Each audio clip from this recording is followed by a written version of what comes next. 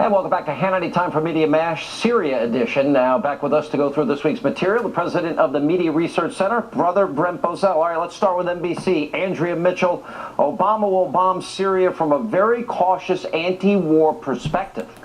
Really? Roll the tape. Barack Obama, as you know better than I do, was one of the leading Democratic politicians against the Iraq War. So if he says that this is different, that the evidence is there, that no one's disputing that chemicals were used, and that they have the evidence linking it to the Assad regime, does that persuade you, since he has always come at this from a very cautious anti-war perspective?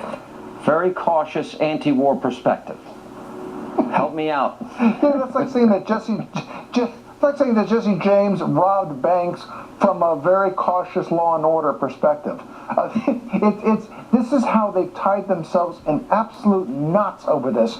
George Bush had a 75% approval rate going into Iraq. He had 30 countries behind him. He had unanimous support of the UN Security Council.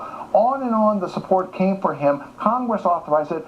Obama has none of these things going for him, and yet they skewered Bush. Remember how he was going it alone, how it was a rush to judgment? Yeah. They skewered him, and now they're stuck with Obama. By the way, even Chris Matthews, the Obama-gasm is gone. Watch this.